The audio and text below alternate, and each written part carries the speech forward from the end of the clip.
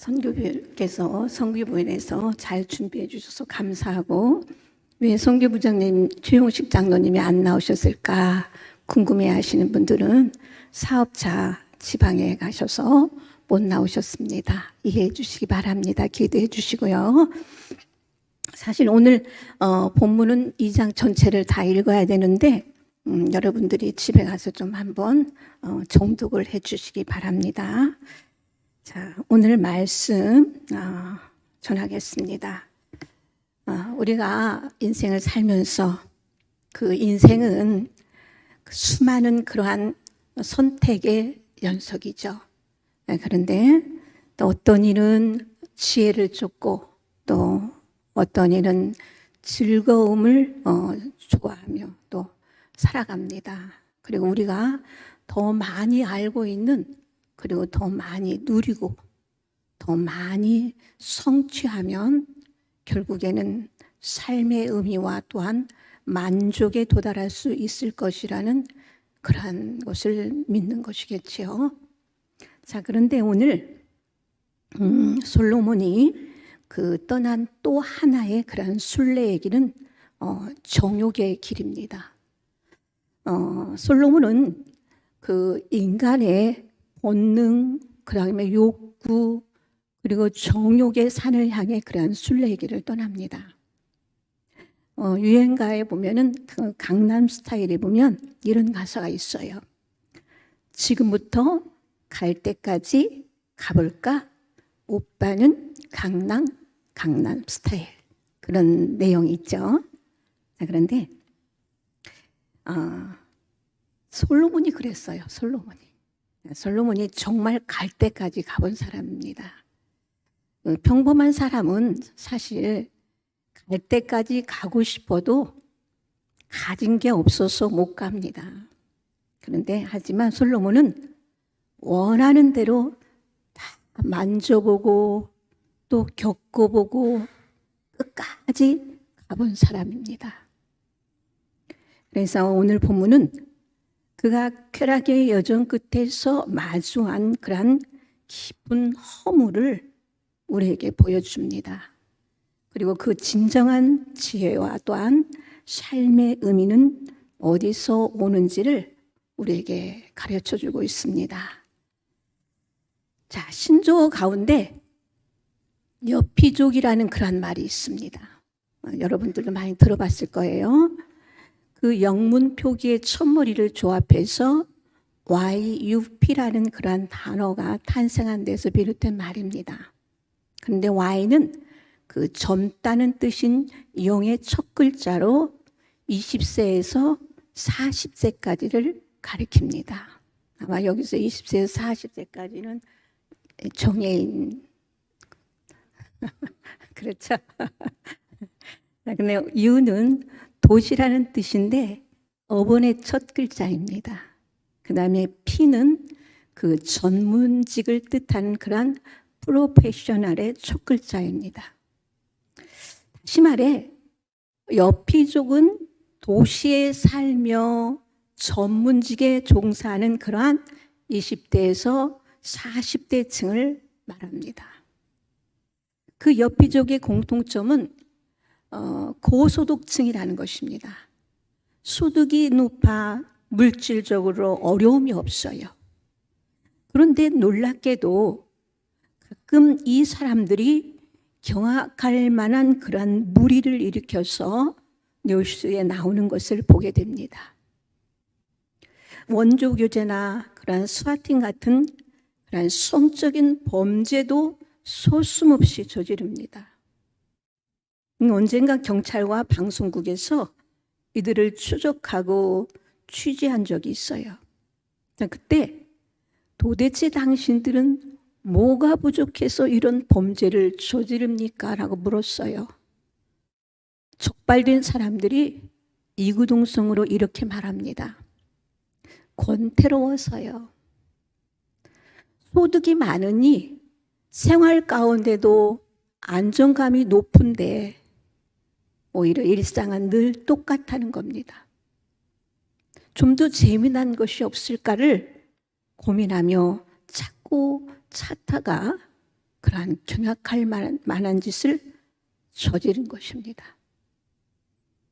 솔로몬 역시 갈 때까지 가본 사람입니다. 쾌락에 자신을 던진 사람이에요.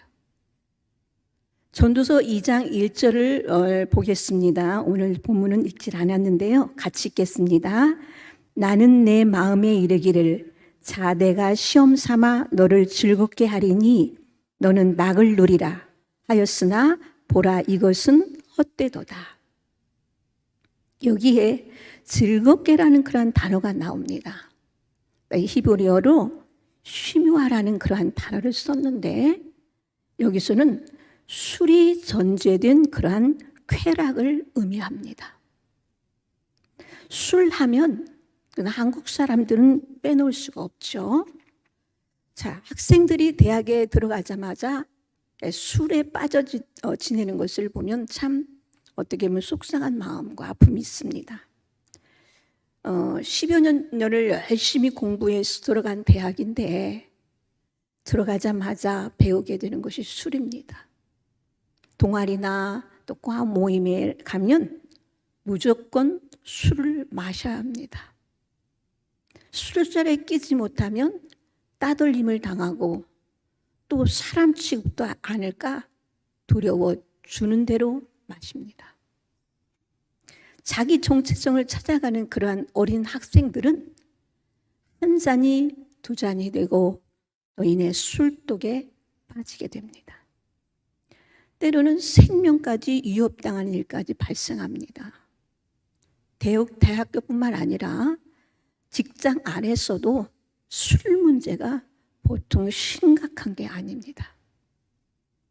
크리스천들에게 술 문제는 신앙 고백과 매우 밀접하게 연결되어 있습니다.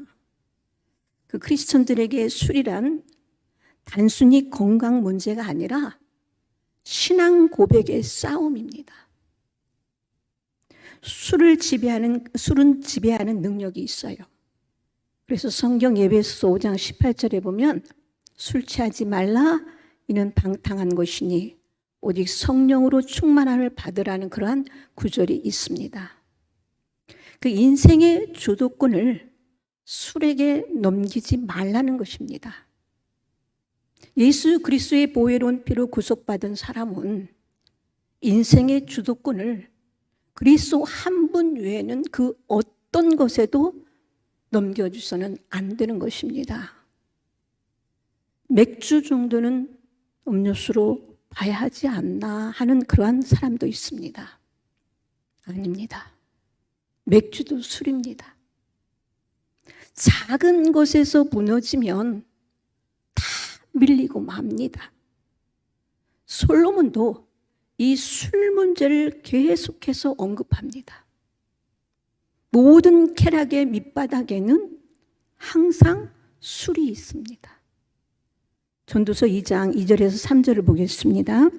내가 웃음에 관하여 말하여 이르기를 그것은 미친 것이라 하였고 쾌락에 대하여 이르기를 이것이 무슨 소용이 있는가 하였노라. 내가 내 마음으로 깊이 생각하기를 내가 어떻게 하여야 내 마음을 지혜로 다스리면서 술로 내 육신을 즐겁게 할까? 또 내가 어떻게 하여야 그 천하의 인생들이 그들의 인생을 살아가는 동안 어떤 것이 선한 일인지를 알아볼 때까지 내 어리석음을 꼭 붙잡아 둘까 하여. 자, 이렇듯 솔로몬은 쾌락의 여정을 그렇게 떠나요. 쾌락의 끝을 향하여 나아가고 있어요. 철학자 가운데 쾌락을 행복으로 정의한 학자가 있어요.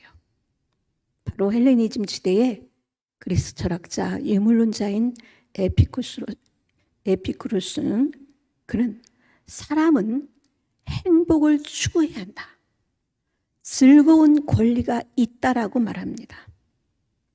그는 인간의 즐거움을 저해하는 가장 그 큰 적이 무엇일까를 고민하며 연구했습니다. 그러다 죽음이라는 문제에 도달했습니다.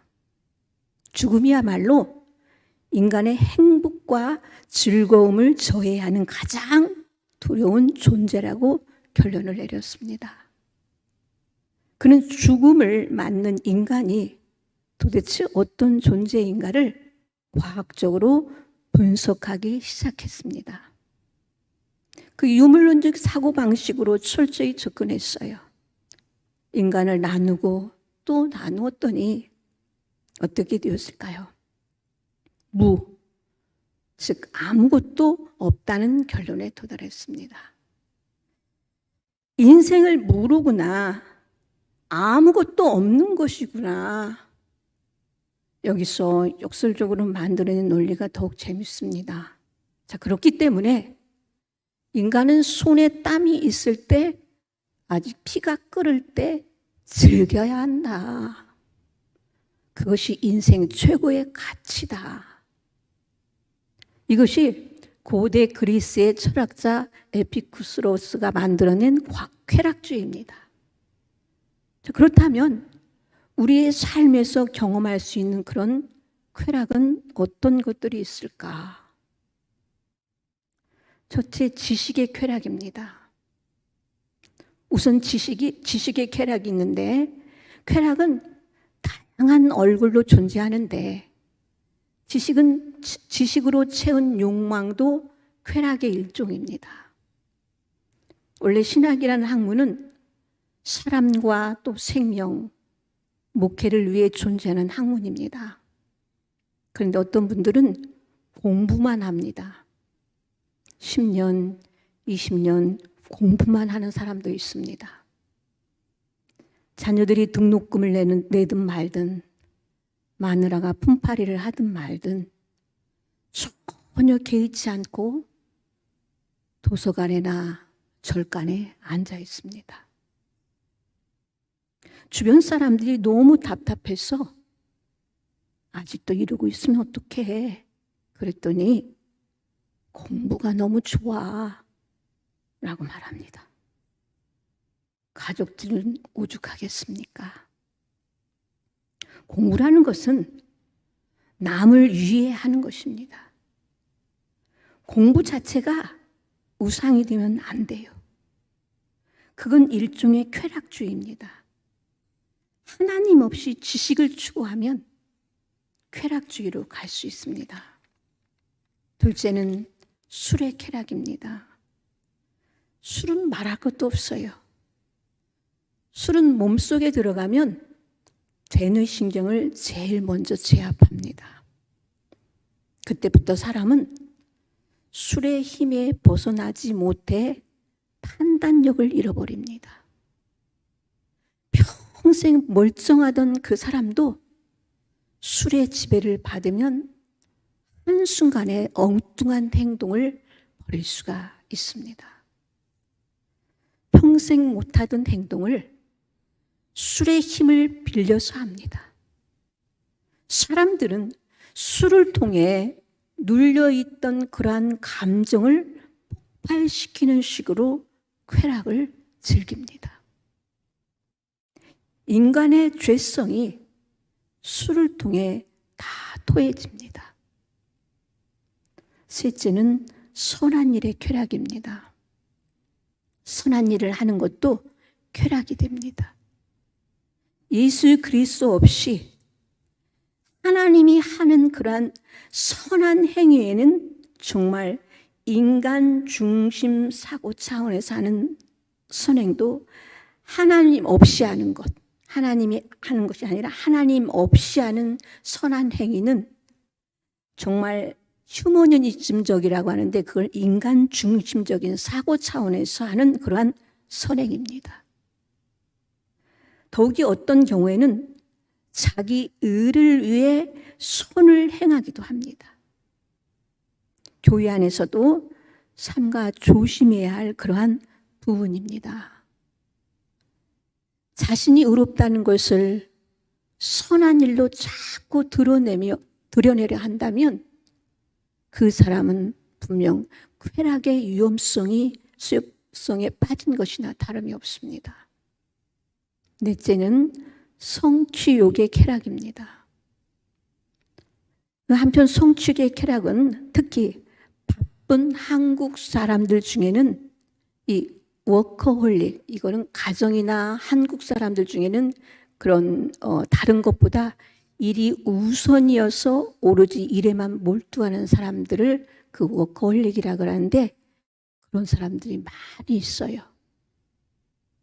잠시라도 손에서 일을 놓으면 불안하고, 그래서 휴식을 누리지 못한다면 일 중독에 이미 빠진 것입니다. 아마 여러분 중에도 맞아, 내가 그래 하는 분도 몇 명 있을 거예요. 제가 알기도 있습니다. 자, 그런데 1945년 해방 이후에 그 80년 동안 한국 사회는 참 많이 발전했습니다. 열심히 일한 아버지들의 그 몫이 커요. 그런데 그들의 인생 성적표는 딱 한 줄입니다. 일밖에 한 게 없다.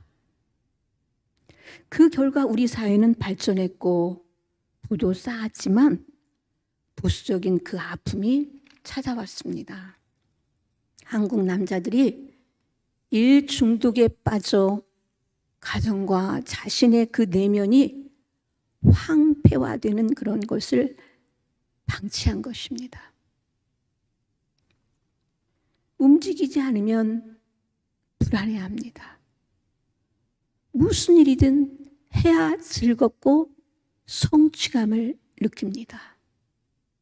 이는 성취의 욕의 쾌락에 깊이 빠져 있음을 의미합니다.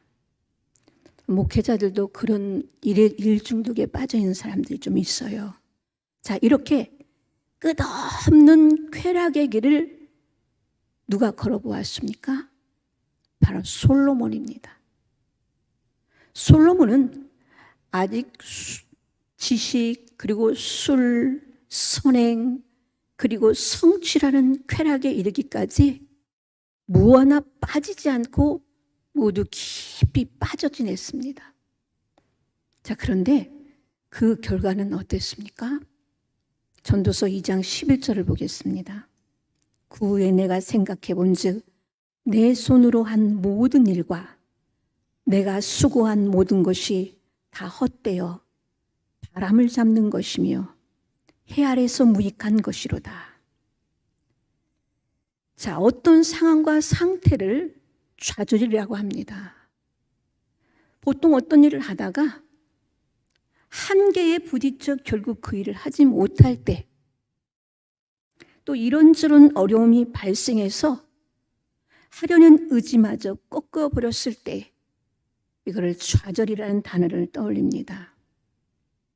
그런데 성경에서 말하는 그 좌절은 성격이 좀 다릅니다. 11절에 나온 말씀이 바로 좌절입니다.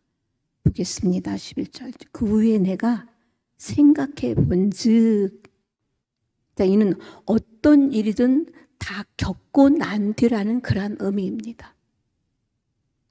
자신의 인생을 돌아보니 온갖 투자와 노력을 아끼지 않고 달려왔다는 것입니다. 그런데 그 꼭대기에 올라갔더니 어떻습니까? 바람을 잡는 것이라고 말합니다. 내가 이것 때문에 그 세월을 겪었나? 하는 그런 생각이 들었던 것입니다. 이것이 성경에서 말하는 그런 좌절입니다. 자, 이런저런 노력을 할 때 겪는 좌절보다 더 큰 좌절입니다. 성공한 연예인들에게서 우울증을 알았다거나 앓고 있다는 고백을 들을 때가 의외로 많이 있어요. 왜 그럴까? 솔로몬이 고백한 것 같은 그러한 좌절 때문입니다. 내가 수고한 모든 것이 다 헛되어 바람을 잡는 것과 같이 느껴졌기 때문입니다. 우리가 여호와 신포도라는 그런 이솝 유화를 잘 알고 있을 겁니다. 그 배고픈 여우가 포도송이를 찾아냈으나 너무 높아서 따먹을 수가 없었습니다. 여우는 그 자리를 떠나면서 저 포도는 아직 익지 않아서라고 중얼거렸습니다. 인간은 자신의 힘이 모자라 일이 잘 안 되면 흔히 시기를 핑계로 삼는다는 이야기입니다. 지금 상황이나 타이밍을 이유 삼아서 어떤 행동을 하지 않는다는 거예요. 그런데 이 우화를 따라한 또 하나의 다른 이야기가 있어요. 포도나무에 포도가 열렸습니다. 여러 마리의 여우들이 올라가서 이 포도를 따겠다고 서로 물고 싸움을 합니다. 결국 힘이 가장 강한 여우 한 마리가 다른 여우들을 제치고 올라갑니다. 툭 건드리면 꿀물이 뚝뚝 흐를 것 같은 그런 탐스러운 포도입니다. 힘이 가장 강한 여우가 그 포도를 따는 순간 다른 여우들이 부러운 눈빛으로 올려다봅니다. 얼마나 맛있을까. 저놈은 좋겠다. 드디어 포도를 톡 하고 깨물었는데 온몸에 찌릿한 신맛이 퍼집니다. 아래서 쳐다보니 여우들이 침을 질질 흘리면서 묻습니다. 맛이 어때? 정상에 선 여우가 뭐라고 답했을까요? 뭐 맛이 이래 못 먹겠다. 절대 이렇게 말하지 않아요.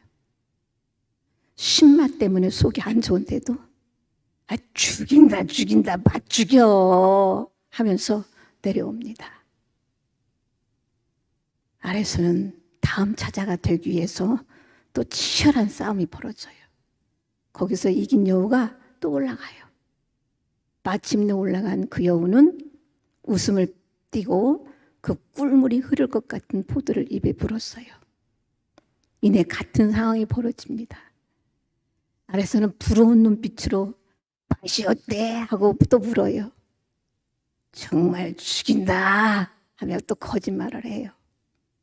그래서 누구를 제일 먼저 쳐다봤을까요? 이 여우가 자기보다 앞서 처음으로 포도를 맛본 여우를 쳐다보겠죠. 저 사기꾼 같은 놈. 그러면서도 자신도 진실을 이야기하지 못해요. 무언가 최고가 있을 것 같아 그렇게 발부둥쳐 올라왔는데 그곳에 있는 것은 아무것도 아님을 깨달은 상태. 바로 이것이 절망입니다. 이런 어처구니없는 모습이 예수님 없이 살아가는 그러한 인간의 모습이 아닐까. 얼마나 기가 막힙니까?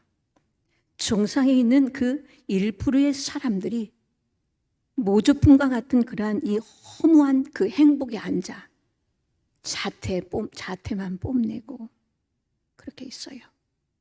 자, 그런데 너도 나도 많은 사람들이 그 자리에 앉아 그럴듯한 그러한 행복을 누리고 싶어 한다는 것입니다. 자, 떠오르는 성경 인물이 있습니다. 그 소돔과 고모라 땅에서 최고의 유지로 살았던 그러한 롯입니다.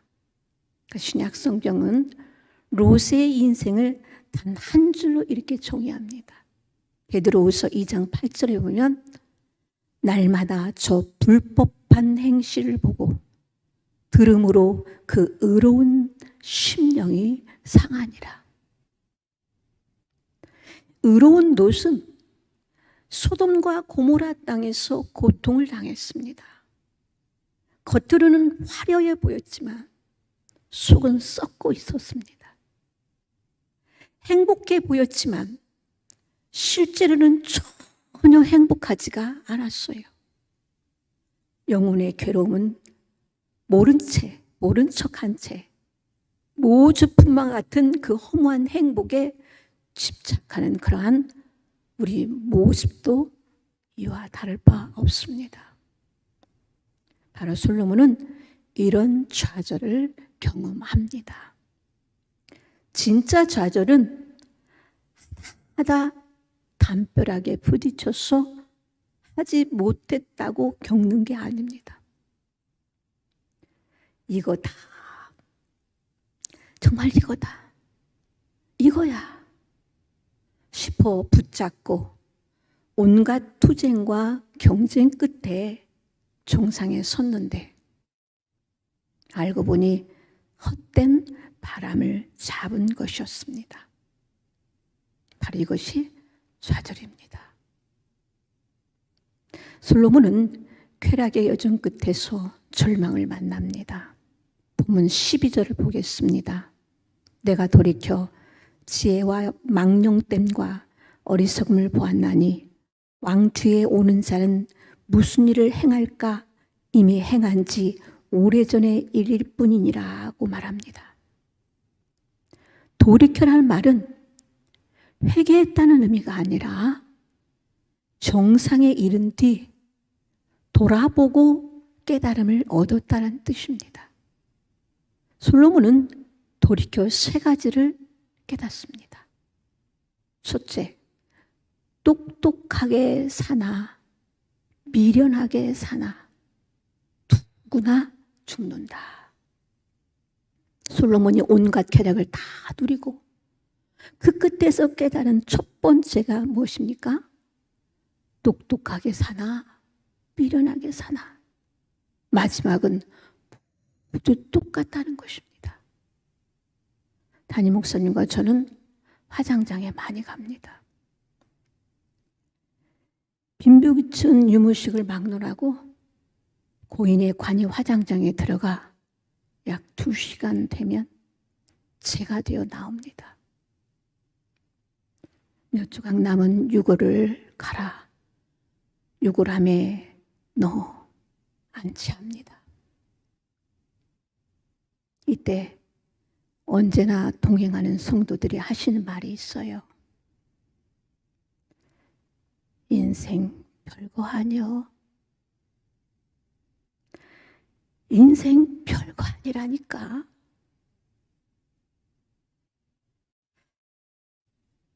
본문 16절을 보겠습니다. 지혜자도 우매자와 함께 영원하도록 기억함을 얻지 못하나니 후일에는 모두 다 잊어버린 지 오래일 것입니다. 오라, 지혜자의 죽음이 우매자의 죽음과 일밭이로다. 잘났든 못났든 누구나 마지막에는 한 평도 안 되는 땅에 묻힙니다. 죽은 이는 점점 잊혀지다가 오랜 시간이 흐른 뒤에는 아무도 그를 기억하지 못합니다. 이집트에 가면 피라미드가 있어요. 여러분들 잘 알고 있죠? 자, 2톤짜리 돌 850만 개를 쌓아 만든 그러한 무덤입니다. 많은 사람들이 볼거리입니다. 그러나 그 안에 잠이 든 일을 누가 기억합니까? 아무도 기억하지 않습니다. 인간은 본성적으로 자기 이름 석자를 오래도록 남기고 싶어 합니다.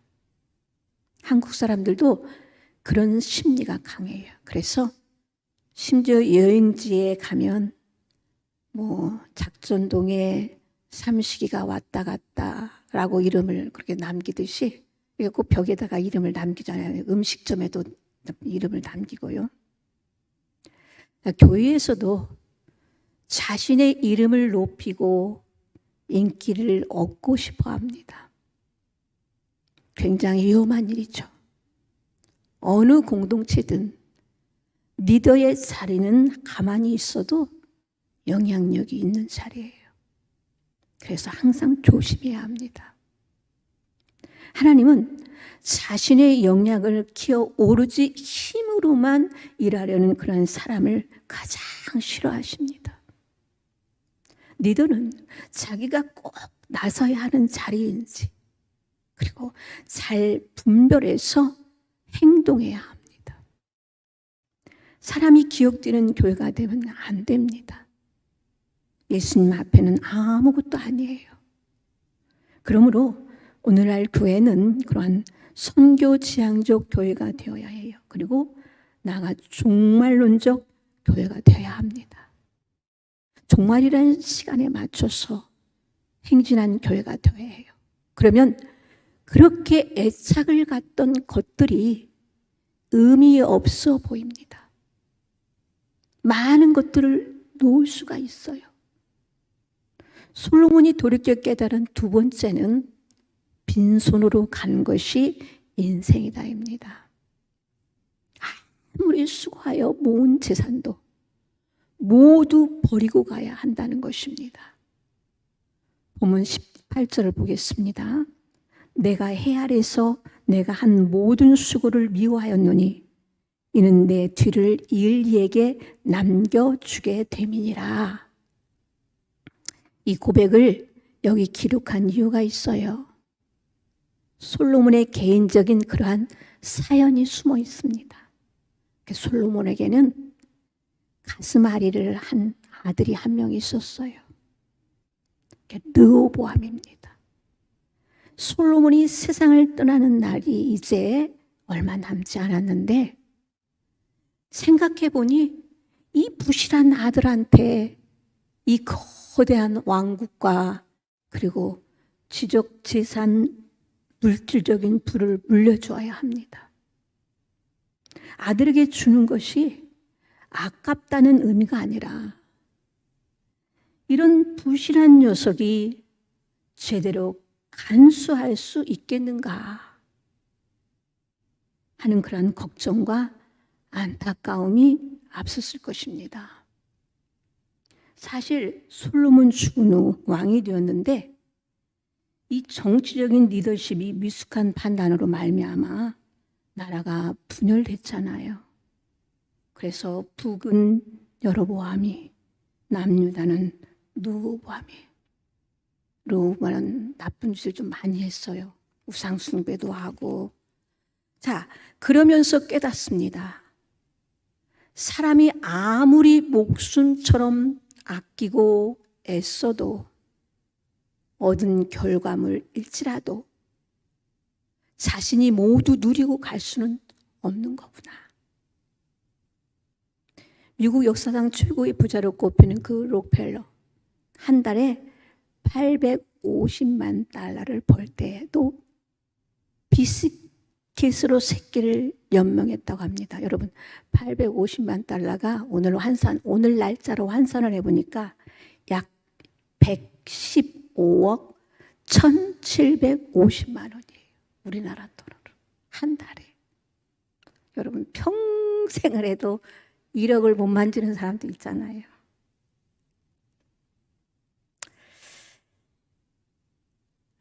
참 재미있게도 자신이 모은 재산을 다 쓰고 가는 사람은 없습니다.